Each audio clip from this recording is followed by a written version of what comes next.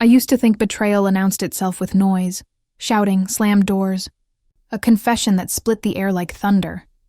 But when it finally came for me, it was quiet. A single receipt slipped into my hand by accident, a slip of glossy paper that smelled faintly of hotel perfume, 2 glasses of wine, 1 sweet, 1 signature that wasn't mine. For a long time, I just stared at it. The letters blurred, then sharpened again, as if the world couldn't decide how cruel it wanted to be. I didn't cry. I didn't even breathe. The truth had already been here for weeks. I'd simply refused to read it. Daniel had grown distant slowly, like paint fading under sunlight. The late nights, the muted phone calls, the smell of unfamiliar cologne. I told myself it was stress. Midlife fatigue. Anything but what it really was. And then there was her, Dr. Lillian Gray, my therapist, the woman I was supposed to trust with my pain. Daniel had recommended her after one of our fights. She's brilliant, he said. She helps couples see each other clearly. He wasn't wrong. She saw him very clearly, in ways no professional should have.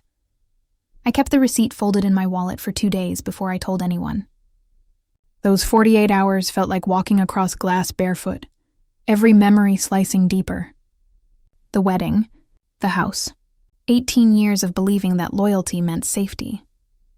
On the 3rd night, I called Claire Henson, a lawyer I'd met through work. I didn't plan the words. They just spilled out, shaky, clipped, half angry. When I finished, she was silent for a moment, then said, "You're certain it's her?" "Yes." "Then listen carefully," she said. "If what you're telling me is true, she's violated her professional code. That's not gossip, that's a legal breach. Don't confront them. Document everything. Let me handle the rest." That was the night something inside me shifted. Grief didn't vanish, but it hardened into purpose. Revenge wasn't the goal, not yet. I just wanted fairness. But fairness, I learned, often needs strategy. I started watching him differently. Every time Daniel came home late, I marked the date. When he said he had meetings, I checked his calendar app while he showered. I took screenshots of texts that sounded too polished, too rehearsed. I copied emails to a hidden drive. Not because I planned to use them immediately, but because I understood that truth alone doesn't win. Proof does. Claire met me once a week in a corner cafe where no one knew us. She brought files, I brought composure. We spoke softly, as if our words might trigger an alarm. "The Board of Health will need clear evidence of an ongoing personal relationship," she said one morning. "Dates, messages, anything showing intimacy while you were her patient. Don't embellish, just record." I remember stirring my coffee slowly, the spoon clinking like a metronome. "It feels like spying," she smiled faintly. "Spying is when you invade privacy. What you're doing is reclaiming honesty. Those months taught me patience in ways therapy never could. I learned to pretend again, to keep my face neutral while Daniel spoke about working late or finding himself. I even went to a few sessions with Lillian after I'd discovered everything. Sitting across from her, hearing her soft professional tone, was almost surreal. She'd say things like, "You need to focus on communication, Nora." And I'd nod while thinking, "You mean like the kind you have with my husband?" I don't think she ever suspected I knew. That was the beauty of silence. It makes people careless. When Daniel finally asked for a separation, I agreed instantly. His relief was visible, the kind of exhale people make when they think the hardest part is over. He moved into a small apartment downtown. I sent him polite texts about bills and groceries. I even wished him luck on his new projects. Behind every message, Claire and I were aligning the legal pieces. The complaint to the state board went in quietly. No drama, just paperwork. It detailed the dates of my treatment, the timeline of their affair, attached proof of contact while I was still under her care. Claire submitted it under my married name so the connection would be unmistakable. We didn't tell Daniel. Not yet. During mediation for the divorce, he looked comfortable, even cheerful. His lawyer spoke first, pushing for equal division, joint custody, and a clause preventing either of us from making defamatory statements about the other. I signed that clause without hesitation. Claire didn't even blink. Later, in the parking lot, she said, He thinks you just agreed to silence him. He has no idea you've already spoken where it matters. It was almost anticlimactic. How small the moment felt when I realized. He'd trapped himself with his own lawyer's arrogance. 3 weeks after the paperwork was filed, Daniel called me. His voice was brittle, unfamiliar. Did you file something against Lillian? I let a pause bloom between us. Against who? The licensing board contacted her. They're investigating. You have to stop this, Nora. She could lose everything. That sounds serious, I said. He cursed softly. You don't understand. Oh, I do, I replied, and hung up. The next time I heard from him was through a lawyer's letter requesting I withdraw my statement. Claire read it, smiled, and slid it back across the desk. They're panicking. That's good. Panic makes mistakes. When the subpoena arrived, summoning me as a witness, Claire explained its significance. This compels your testimony, she said. It overrides the non-disparagement clause. Legally, you're just fulfilling civic duty. Meaning, I asked. Even if he tries to sue me, he can't, she finished. The agreement can't silence a subpoena. It's checkmate. That night, I poured a glass of wine and stood by the window, watching rain streak down the glass. The city lights blurred like watercolor. Somewhere downtown, Daniel and Lillian were probably having the same conversation. What if she goes through with it? I didn't need to wonder. I already had. The hearing took place in a plain building with bad lighting and too many chairs. I sat opposite a panel of 4, each of them polite, distant, professional. They asked about the sessions, the tone of Lillian's messages when I first suspected the relationship. I answered precisely, leaving emotion outside the room. At one point, one of them leaned forward and asked, "Did you feel manipulated during therapy?" Yes, I said, but not in the way you mean. I felt guided somewhere that served her more than me. When it ended, they thanked me for my clarity. No applause, no drama, just pens scratching on forms. 2 weeks later, Claire called. They've issued their decision, she said. License revoked. Permanent notation for ethical misconduct. It'll follow her name everywhere. I didn't speak for a long time. Finally, I said, "That's it?" "That's justice," she replied. Daniel tried calling again. I didn't answer. He sent one last message. Short, angry, clumsy. "You've ruined 2 lives. Hope you're proud." I deleted it without replying. I wasn't proud. Pride implies vanity. What I felt was equilibrium, a balance restored, a weight removed. In the weeks that followed, the world didn't celebrate, but it did steady. The divorce finalized. The house became mine alone. Emma stayed with me full time, choosing the parent who still felt real. Sometimes I caught my reflection in the window at night and barely recognized her. The woman who once begged for honesty, now wearing composure like armor. Not harder, just cleaner. That's the thing about betrayal. It doesn't end you. It edits you. And as the ink dried on the final court order, I realized I didn't need an apology, or an admission, or a dramatic ending. I'd already won the only way that mattered, within the boundaries of law, reason, and calm precision. Justice had no soundtrack. It was just the sound of silence finally feeling safe again. The weeks after the hearing were quiet in a way that felt almost wrong. No calls. No arguments. No more pretending. Just silence, thick, tangible, like the pause after thunder. I started waking up early again, making coffee the way I used to before Daniel decided he preferred espresso pods in late mornings. I'd sit by the kitchen window barefoot, watching the light crawl over the floorboards. The peace was foreign, but it was mine. People talk about closure, like it's a door you shut. But it's not. It's a corridor you keep walking down until the echoes stop following you. For me, the echoes came from every corner. The way his toothbrush used to lean against mine, the empty space on the couch, the extra wine glass in the dishwasher. Grief wasn't loud anymore. It was subtle, patient. It wanted to stay.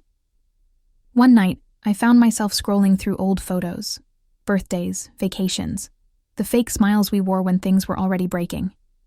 For a second, I wondered if revenge had really fixed anything. Then I remembered the hearing, the calm way the board said, "License revoked." That phrase meant more than punishment. It meant acknowledgement. Someone else had seen what happened and said, "You were wronged." It's strange how validation can be its own form of healing. I didn't tell many people the full story. My friends knew Daniel had left. They knew there'd been another woman, but I kept the legal part to myself. Not out of shame, out of protection. Some victories need silence to stay clean. Still, the news found its way around. Small towns and tight circles always have their own gravity. One afternoon, a mutual acquaintance texted me, "Did you hear about Lillian? She's moved out of state, lost her practice. Terrible, really." I stared at the message for a long moment, then typed, "I wish her well." I didn't mean it, but sometimes mercy sounds better than truth. Emma noticed the difference before anyone else did. My daughter had always been perceptive. Too perceptive, maybe. She'd ask, "Are you happier now?" And I'd smile because the answer was complicated. Happiness wasn't what I felt. It was something sharper. Self-respect, maybe. Once she said, "Dad seems sad when I visit." I just nodded. "Actions have echoes, sweetheart." She tilted her head, curious. "Like karma?" "Something like that," I said. Claire and I stayed in touch after the case ended. She became more than a lawyer. She was a kind of anchor. One evening, she joined me for dinner at my house. We opened a bottle of wine, the kind Daniel used to save for special occasions. "To legal revenge," she said, raising her glass. I laughed softly. "Is that an official term?" "It is now." We talked for hours, about ethics, power, how people underestimate the law's ability to cut quietly. She said something I've never forgotten. Most people think revenge means chaos. But real revenge is order. It's putting everything back where it belongs. After she left, I stood at the doorway, feeling that truth settle deep inside me. Order, and that's what I'd been chasing all along. Months passed. The divorce decree arrived in the mail, neat and final. I ran my finger over the embossed seal and felt nothing. Not sorrow, not triumph. Just completion. I sold Daniel's car, repainted the living room, and started a small renovation business. Something I'd always wanted to do before life got consumed by his career and our false stability. Clients came slowly at first, then steadily. Fixing things felt symbolic, repairing what was broken outside while my inside slowly aligned again. One afternoon, while organizing receipts, I found the same hotel slip that had started it all. I almost threw it away. Almost. But then I smiled and slid it into a folder labeled Lessons. Not evidence anymore. Just history. There were moments, rare, fleeting, when I wondered how Daniel and Lillian were managing. Were they still together? Had the pressure broken them? The human part of me wanted to know. But the healed part knew it didn't matter. Once, while leaving a hardware store, I saw him across the parking lot. He looked smaller somehow, as if the world had taken something from him he couldn't name. Our eyes met for a second. He opened his mouth, maybe to speak, but I just nodded politely and walked past. That was the real ending. Not in court, not in papers, in that quiet parking lot where I finally felt nothing at all. After that, I started journaling again, not about the pain, about what came next. How freedom doesn't feel like fireworks. It feels like an unclenched fist. I began volunteering for a legal advocacy group that helps women document coercion, emotional abuse, and professional misconduct. I never mentioned my story directly, but when I saw someone struggling to put words to their pain, I knew exactly what to say. Start with dates, I'd tell them. Then facts, then feelings, in that order. Build truth like a case file, not a confession. And they'd look at me, half confused, half inspired, and I'd think, that's how justice multiplies, quietly. Claire called one day with news. Lillian filed an appeal, she said, but it's been denied. She can't reapply for reinstatement for 10 years. I smiled faintly. That's longer than the affair lasted, Claire chuckled. You're taking this remarkably well. Revenge ages better when you don't drink it fast, I said. After I hung up, I sat outside on the porch, the evening breeze brushing against me. I realized I wasn't angry anymore. The anger had served its purpose. It had built a bridge to peace. The following spring, I took Emma on a trip to the coast. Just the two of us. We walked barefoot along the shore, the wind tugging at our hair, the sea stretching endlessly ahead. She ran ahead, shouting, "Oh, come on, Mom! The water's freezing!" I laughed, a real, full laugh that felt like sunlight after years of gray. That night, as we watched the tide roll in, she said quietly, "You seem lighter now." I thought about everything, the betrayal, the strategy, the hearings, the silence. "Maybe I finally let go of something I was never supposed to hold," I said. When we got home, I boxed up the last of Daniel's things, old ties, cufflinks, photos. I didn't burn them or throw them out dramatically. I just sealed the box, labeled it, and placed it in the attic. Not to forget, but to finish. It's strange. People expect revenge to taste like fire. For me, it tasted like calm water. That summer, my renovation business got its first big contract, a historical house restoration downtown. On the first day, standing in front of cracked walls and peeling paint, I felt something familiar. The satisfaction of rebuilding from ruin. Every plank I replaced, every wall I painted, felt symbolic. Proof that destruction can become design if you're patient enough. Sometimes clients would ask, "How did you get into this line of work?" And I'd just smile and say, "I'm good at fixing things." They'd laugh, not realizing how true that was. As the months rolled on, I started sleeping better. I stopped checking the time when I went to bed. No more wondering who was with him, or where he was. The therapist I began seeing afterward, a real one this time, told me something that stuck. Justice is healing. But healing is also justice. I think she's right. There's a line between vengeance and closure, and for a long time I lived on it. But the law gave me something raw revenge never could. Dignity. A record. Proof that I didn't imagine the wrong. The irony? I never raised my voice once. Never screamed. Never broke anything. Never lost control. I let the system do it for me, slowly, methodically, beautifully. And maybe that's the real secret. Sometimes, the most devastating revenge is just living better, legally, gracefully, with receipts. Months drifted into a year, and time did what time always does, softened the edges. The first winter after the divorce came quietly, wrapping the town in stillness. I used to dread winters. Daniel hated the cold, and our home always felt tense and airless. That year, though, the chill meant something different. It meant clarity. The renovation business was thriving. Every project brought new people, new textures of life. I liked walking through half-finished rooms at dusk, watching light fall through bare beams. It felt honest, nothing to hide behind. Sometimes clients would offer dinner or wine to thank me for a job well done. I usually declined. My evenings were for reading, journaling, and listening to the kind of music that didn't demand emotion, but gave it space.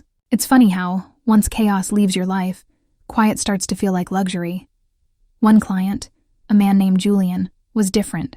He owned an art gallery that needed restoration. Cracked plaster, worn wood, years of neglect. He had a calmness I recognized instantly, the kind that comes from having faced storms and learned how to stand still in them. At first, our conversations were all business. Paint samples, flooring options, cost estimates. But he had this habit of asking gentle questions, the kind that didn't pry but lingered. "You seem meticulous," he once said, smiling. "Occupational hazard," I replied. He tilted his head. "No, it feels more like self-preservation." I didn't answer, but I think he saw the truth in my silence. Over the weeks, the project became a sort of sanctuary. He'd bring coffee, I'd bring blueprints. We'd talk about art, justice, balance. He told me he'd gone through his own kind of loss. Not betrayal, but grief. His wife had died 5 years earlier. Pain recognizes pain, but it also respects it. We never tried to fix each other. We just stood beside the cracks and acknowledged they existed. One night, after finishing the last coat of paint, Julian said, "It's strange, isn't it?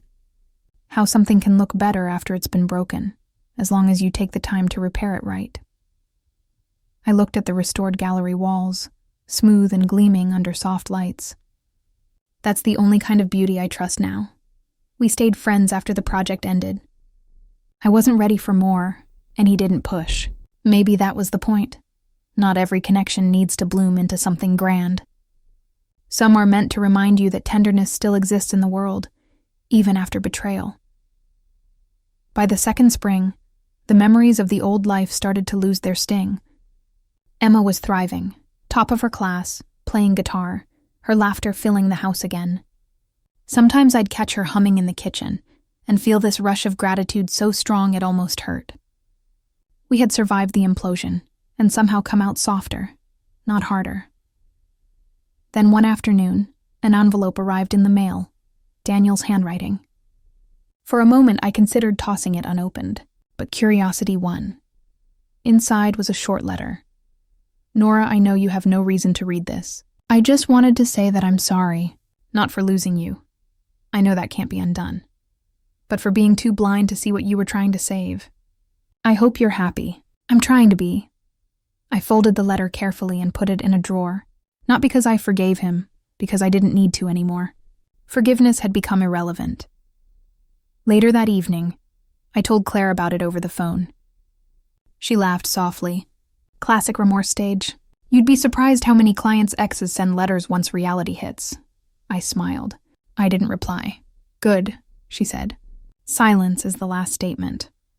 A few weeks later, the advocacy group I volunteered with asked me to give a talk about documenting emotional and legal abuse.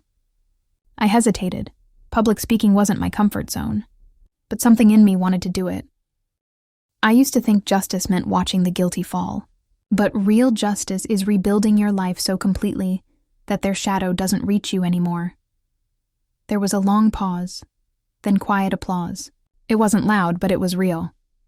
After the talk, a woman approached me. She looked exhausted, the kind of exhaustion that comes from long-term survival. "How did you stay calm through everything?" she asked. I thought about it for a moment. By remembering that panic helps them, not you. Calm is power, especially when the law is on your side. She nodded, tears glinting. "Thank you." And that was the moment I realized something unexpected. Revenge might have started my healing, but helping others was finishing it. That summer, I decided to move. Not far, just to a smaller house by the water. The old one held too many ghosts. Packing was strange. Every object had history, but I took only what felt essential. A few books, some tools, Emma's childhood drawings, and the folder labeled lessons. On the day we moved, I stood in the empty living room one last time. The light streamed in through the bare windows, warm and final. I whispered, "We're done," and closed the door. The new house was modest, but full of light. The first night there, I slept without dreams. Julian visited a few weeks later with a painting. Soft blues and grays, abstract but peaceful. "For your new start," he said. I hung it in the hallway. Every morning when I pass it, I feel a kind of quiet triumph that words can't touch. Sometimes in rare moments, the old ache returns, like a ghost brushing past. But it doesn't haunt. It just reminds, you can't erase the past. You can only outgrow it. On the anniversary of the hearing, the day his license was revoked, I sat on the porch with a cup of coffee, the sea murmuring in the distance. I thought about everything that had happened, every decision, every consequence. If you'd asked me years ago whether I'd ever take revenge, I would have said no. But revenge isn't always cruelty. Sometimes it's simply refusing to be diminished. Sometimes it's the law, used precisely, like a scalpel instead of a sword. I looked out at the horizon and smiled to myself. Not out of arrogance, but peace. The world doesn't hand you justice. You have to carve it carefully, with clean lines and steady hands. Emma came outside, now tall and self-assured, holding her guitar. "What are you thinking about, Mom?" "Balance," I said. She smiled. "Did you ever find it?" "More than I expected." She sat beside me, strumming softly, the notes rising and falling with the tide. And I realized I didn't need an ending that felt cinematic. Life had already given me one, quiet, lawful, complete. I thought back to Claire's words. Real revenge is order. She was right. I'd taken chaos and shaped it into something structured, almost beautiful. As the sun dipped low, I whispered to myself, full circle, and for the first time in years, it truly felt that way. 2 more years slipped by before I heard from Daniel again. By then, the sea air had rewritten me. My work was steady, my daughter almost grown, and the world felt right-sized again. I could look at the past without flinching. His message arrived on a Sunday evening. "Hi, Nora. I know this is unexpected. I'm in some trouble and could really use your advice. It's about the board. They're revisiting my case." For a moment, I just stared at the screen, the words swimming like something from a dream I'd already finished having. I made tea, sat down, and read it again. Revisiting the case. The phrase carried a faint trace of desperation, the kind that used to make me soften. I didn't answer right away. Instead, I scrolled through old files on my computer, copies of the original complaint, dates, correspondence, the neat chronology of truth. It wasn't anger that stirred, just recognition. The next day, I forwarded his message to Claire. She called within the hour. "He reached out to you?" "Yes.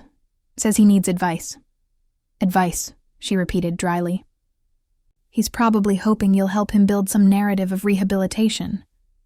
They always do when they realize the law doesn't forget." "I figured," I said. "What do you want to do?" "Nothing rash. Maybe just finish the circle." That evening I wrote back, "Daniel, I'm sorry you're in difficulty. I'm not the right person to advise you. The process is public. You can submit your own statement to the board. I wish you clarity. Short. Clean. Kind enough to be undeniable."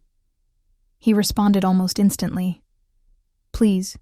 You know how it works. One word from you could change everything. I've been sober for years now. Lillian's gone. I'm just trying to work again." I read it twice. Sobriety. Regret. The language of someone who'd finally met the mirror. But that wasn't my mirror anymore. I typed carefully. "Then let the record show your growth. The board values honesty, not endorsements, and that was it." When I told Claire, she chuckled softly. "Elegant as ever." "I didn't need vengeance this time," I said. "Just boundaries. That's the final form of revenge," she replied. Peace. A week later, a formal letter arrived from the board, CC'd to me as a past complainant. They were declining his petition for reinstatement. Insufficient evidence of professional rehabilitation. The phrasing was clinical, but between the lines I could feel closure settling like dust. I placed the letter in the old folder marked Lessons, now thick with years of documents and quiet triumphs. Then I sealed it for good. That night, Emma found me on the porch. She was home from college for a visit, taller, sharper, her eyes still carrying that same curious glint. "Old ghosts again?" she asked. Briefly, I said, "But they fade faster now." She sat beside me, the sea breeze lifting her hair. "Dad called me last month," she admitted. "Just to talk. It was weird." He sounded small, I nodded. "He's trying to find himself again. That's his journey. Do you hate him?" "No," I said, surprised by how easily it came out. "I just don't belong in his story anymore." She leaned her head on my shoulder. "You taught me something, you know. About power. Oh? That it isn't about winning arguments. It's about knowing when not to fight." I smiled. Then I guess the lesson stuck. We sat there in silence, the sky deepening, gulls tracing lazy circles above the surf. I thought of all the years I'd spent bracing for conflict, rehearsing defenses, building cases. Now the only case I cared about was the one I was building for a life that felt light, purposeful, clean. In late summer, Julian invited me to his gallery's new exhibition. It was called After the Storm. The title made me smile. The paintings were all shades of recovery, muted grays giving way to soft gold. He greeted me at the door, older, the kindness still intact. "You look at peace," he said. "I finally am." He handed me a glass of water instead of wine, to clear beginnings. As I wandered through the rooms, I realized how far I'd traveled. Not in miles, but in posture. The woman who once mapped out a legal trap was gone. In her place stood someone who understood balance the way architects understand gravity. Revenge had built the foundation. Wisdom built the walls. When I left, Julian pressed a small envelope into my hand. Something I thought you'd appreciate. Inside was a sketch of an open door overlooking the ocean, pencil lines precise yet soft. On the back he'd written, "Closure is just the start of another room." I kept it pinned above my desk. Every morning when I begin drafting contracts or renovation plans, I glance at it and remember, control isn't dominance. It's calm direction. Weeks later, Claire invited me to speak at a legal ethics seminar. "Tell them how to wield the law without bloodshed," she said, laughing. I told the story, edited, anonymized, stripped of drama, to a room full of young attorneys who still believed justice had to shout. When I finished, one of them asked, "Would you do it again?" I thought carefully. "Yes," I said, "but not for revenge, for clarity, because when truth is written down, it stops being a weapon and becomes a record." They applauded softly, like they understood. Driving home afterward, the rain started, a sudden, hard downpour that blurred everything beyond the windshield. I pulled over, watching the drops merge and race downward. For a moment, I saw my reflection in the glass, steady eyes, faint smile. I whispered, "That's enough now." When I reached home, the air smelled of wet cedar. Emma had left a note on the kitchen counter, "Love you. Don't work too late." Simple words, but they landed deeper than any verdict ever had.